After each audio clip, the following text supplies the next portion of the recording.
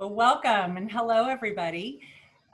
You're joining the Physicians Committee's Mission Critical Update with Dr. Neil Barnard. And today is January 15th. Can you believe it is the middle of January already? I'm Betsy Wasson, PCRM's Vice President of Development, and we are really glad that you're joining us for this PCRM update today. In addition to hearing directly from Dr. Barnard, we will also hear from special guest Ryan Merkley, who is bringing us some wonderful news about one of our campaigns to end the use of animals in medical education. So, and what makes this wonderful news possible? Well, of course, it's you and your support, and your generosity is making PCRM's work possible, and making it possible for our physicians and our scientists and our campaign experts to do this work that is ending animal suffering and helping people live healthier, more compassionate lives. And your generosity at the end of the year has allowed us to begin 2021 in a position of strength. And if you'd like to continue your support, you can make a donation online at PCRM.org. And let me make a special plug for becoming a monthly donor. When you become a monthly donor, your donations, your support is fueling PCRM's work all year round. And when you make a donation online, you will see you have a choice to make a one-time gift, or you can choose the monthly contributions option. So no matter how you choose to support this work, we are truly grateful. Thank you. So please use the chat box to say hello and let us know where you're joining us from. You can type your questions for our presenters in the chat, or you can use the Q&A box, and we will do our best to get to them. And now let me turn it over to PCRM's president and founder, Dr. Neil Barnard, for a mission critical update.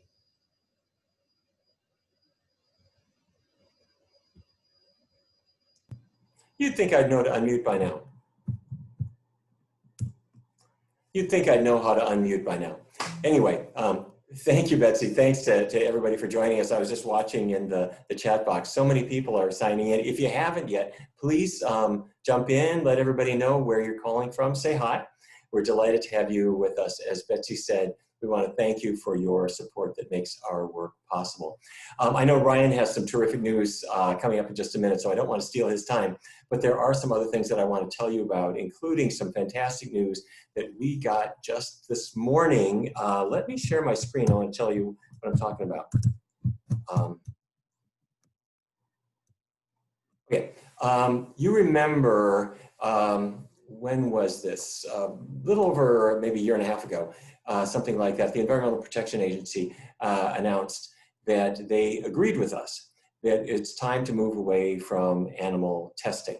This was something that was 2 decades in the making, and the EPA did agree that for all the chemicals that it regulates, they want to get rid of the mammalian tests.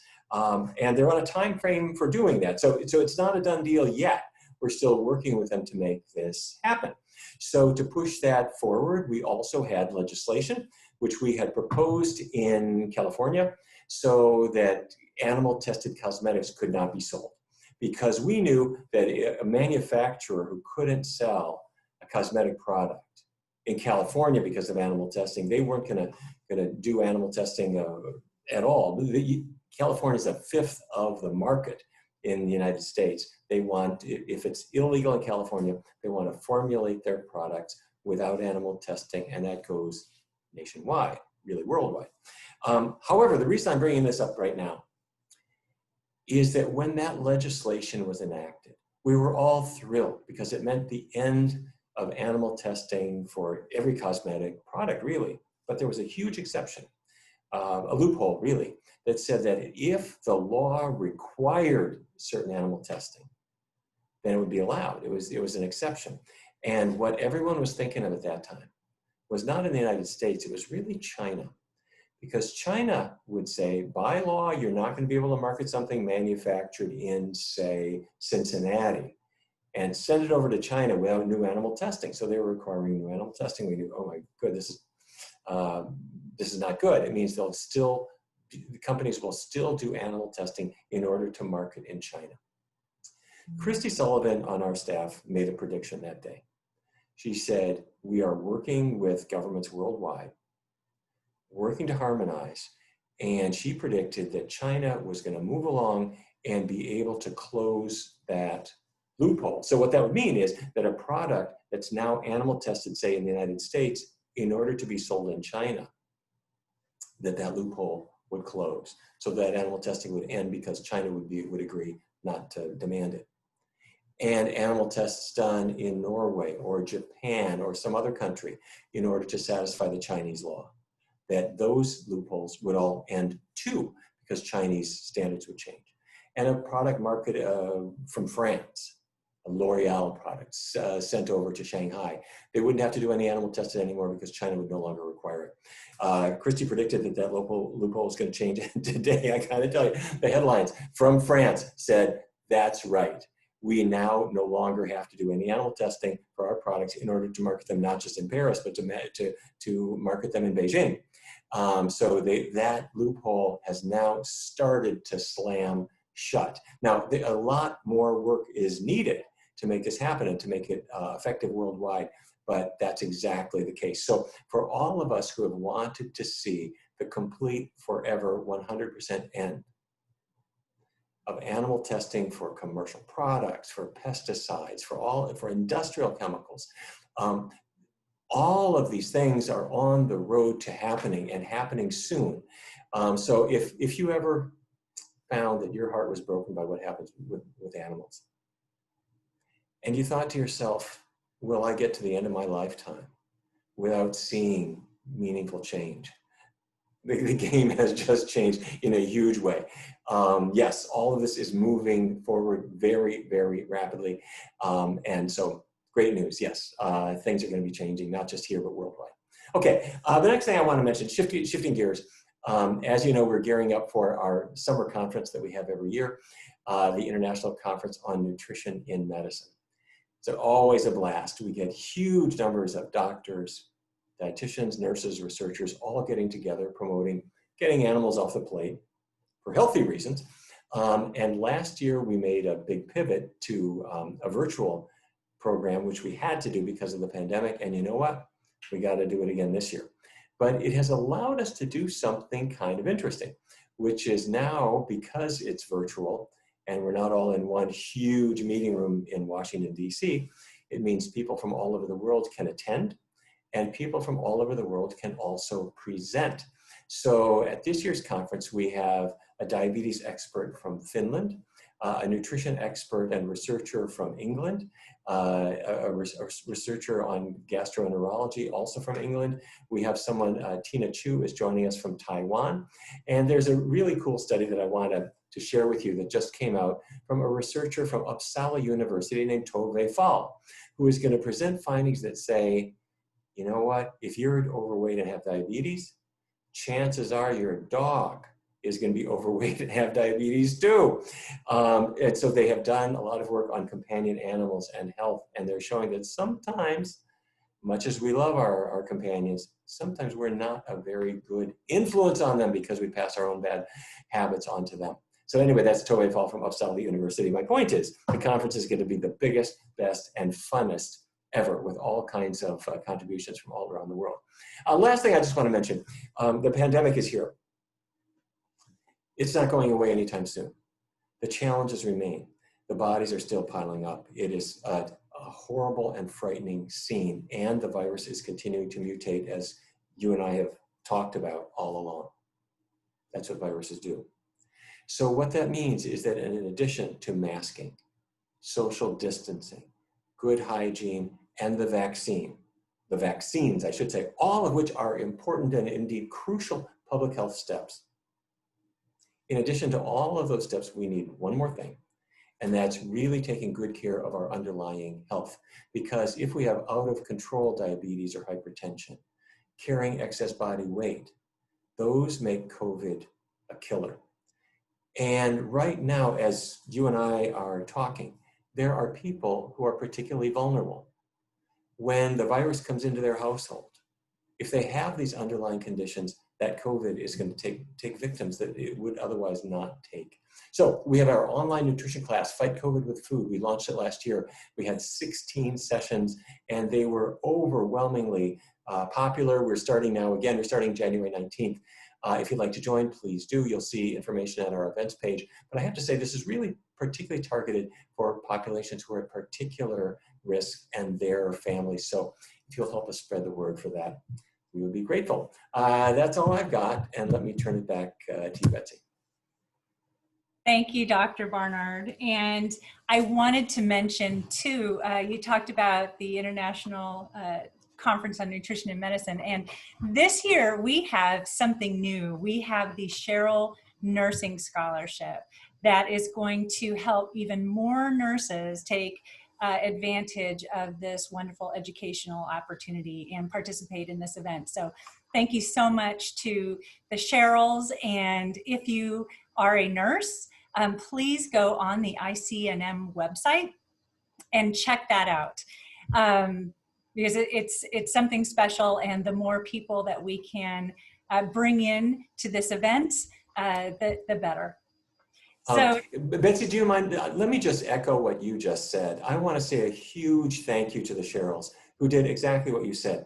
What we've found over and over again is that when people are able to take a break from their routine and they participate in the conference, and they see so much expertise and so much in the way of practicality of how to bring this into their lives, it changes their lives, often as practitioners.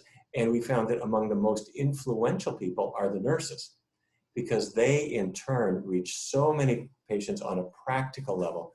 And we're really grateful to the Cheryls for sponsoring so many nurses to attend. So thank you, thank you, thank you. And it is great to see everybody in the chat. And I have to say that it is just as much fun to see the names that appear every week as it is to see the new names.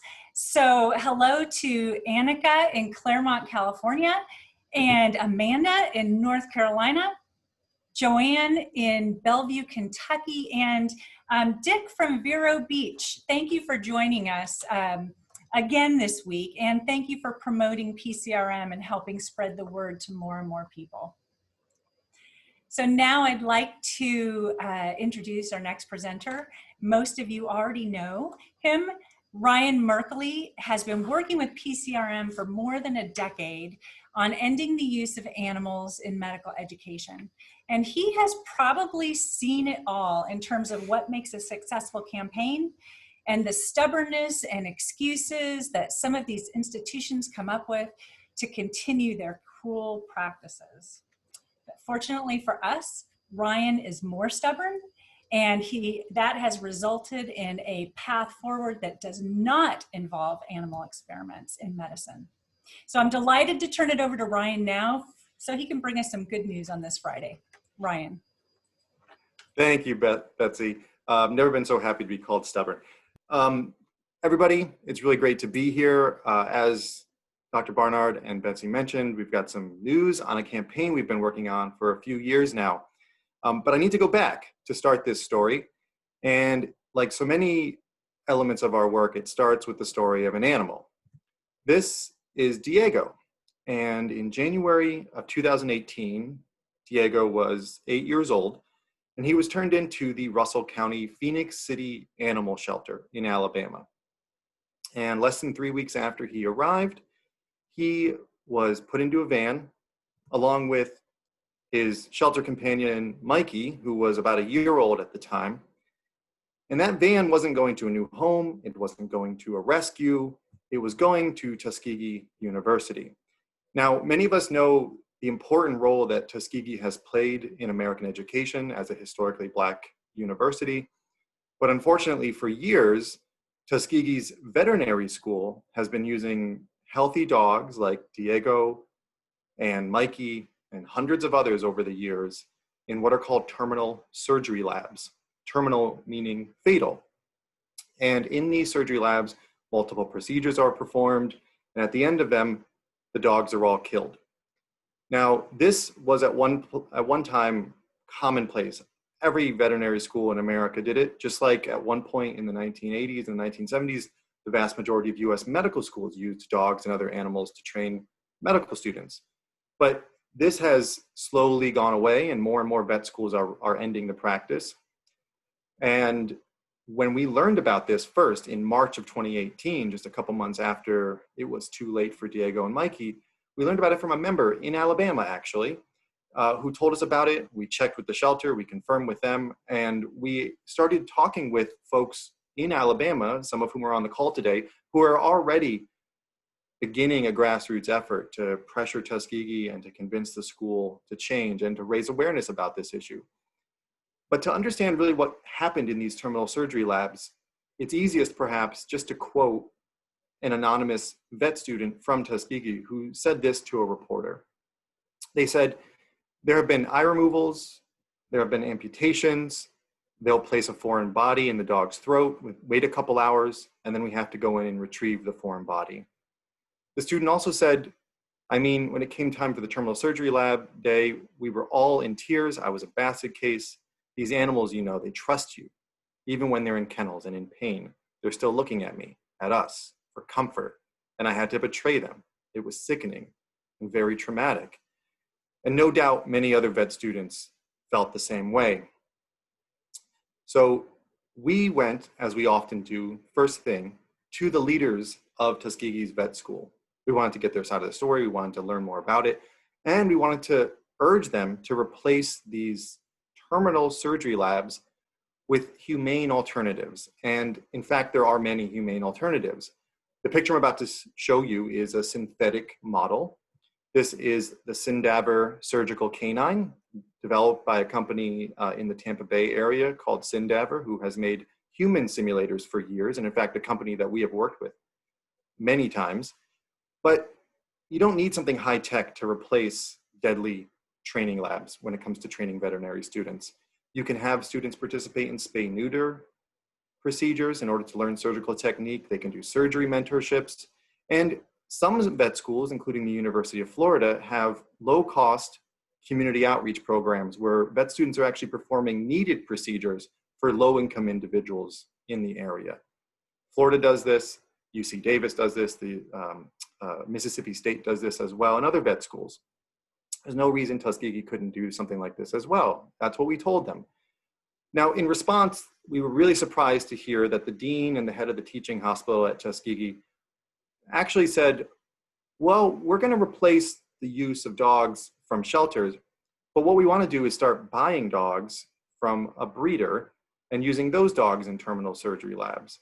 Now, of course, for us, that's a non-starter, and it really misses the point. We don't want any healthy dogs to be used and killed for training purposes. There's no reason a vet student should have to kill their first patient. And so when it was clear that Tuskegee wasn't going to change without a little public pressure, a little more public pressure, I should say, at that point, we started putting up advertising around the university, including this billboard. We also filed a federal complaint against the university, and we actually asked all of you and many other people to contact Tuskegee and to let them know you wanted them to change. And really, you really did that, because 83,348 emails were sent to Tuskegee in 2019 and 2020.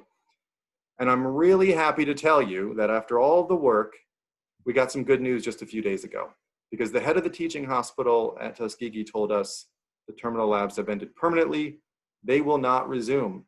It doesn't get much clearer than that. And we are really excited. We congratulate Tuskegee for really seeing the light on this, changing as so many other vet schools have, and ending a controversial and inhumane practice. And I really need to thank all of you who took action, our communications team, our publications team that makes the billboards, and so many other people, but also, and perhaps especially, all the grassroots advocates in Alabama who were working on this for the last 3 years, and the folks that we worked with over those years.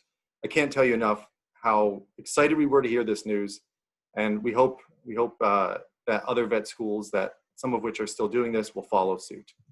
Thank you so much. Oh, thank you for that, Ryan, and congratulations to you and your team and all of our members here who helped make this possible. I'm glad that after hearing you describe the terminal dog labs, that you brought us a happy ending. Well, let me go ahead and throw it back over to you, Dr. Barnard. If you have any comments you'd like to say before we close out our briefing today. Thank you. This has been one of our quick sessions because when you have good news like this, it's a rather easy thing to relay this important news and then to get on with the rest of our targets. And so I want to say, I guess, first of all, thank you to everybody for making this possible. Thank you to you, Ryan, Dr. Pippin, and everyone else on the team that really made this possible. I also want to say a big thank you to our friends at Tuskegee University that decided to take a look at this and in a really wonderful way decided to make a different path forward. That's a great step, and there are other schools that need to learn from your example. And Ryan and the team have not forgotten that. We are intending to make sure that respect for animals is a value that's at every medical school, veterinary school, research facility, everywhere. And the way you respect animals is by leaving them out of your teaching labs and experiments and that sort of thing. I guess the other thing that I just want to say really quickly is it's now 2021. We're starting a new year, of course. And when we start a new year, Ryan and the team and our nutrition researchers and everybody plans what we are going to be doing over the course of the year. And of course, this planning process is a continual one, and it started way before January, needless to say. But those of you who are on this call, and I'm seeing many names that I'm recognizing, are the ones who have made this work possible. When we know that we have the resources, we've got the team, we have the finances, we're able to put all this together, that really adds up to more and more victories. So as we are planning how assertive can we be in 2021, I want to thank all of you who have allowed us to be as assertive as possible. Ever since we began in 1985, we have had a take no prisoners approach to ending cruel experiments of all kinds and to advancing healthful diets. This is going to be our biggest and most assertive year yet. And thank you to all of you for making it possible. I've said this before, I'll say it again. The pandemic will not last forever. When the clouds finally part, if you're able to travel and visit us here in Washington, D.C., please do come by. We'd love to have you meet Ryan and meet the whole rest of the team. And we'd like to thank you personally for your support. Back to you, Betsy. Thank you, Dr. Barnard, and thank you to you and to Ryan and to all of you for joining us today on Mission Critical. Like we keep saying it, but we can't say it enough. Thank you for the support that you give to keep this work powered up. And a reminder that you can go on to PCRM.org at any time to make a donation to support a better future for animals and for people. On the next Mission Critical, we'll have the latest PCRM update straight from Dr. Barnard, and we'll also have Lee Crosby popping in to talk about PCRM's take on the keto diet. So have a wonderful weekend. Thank you for your support, and we'll see you next Friday.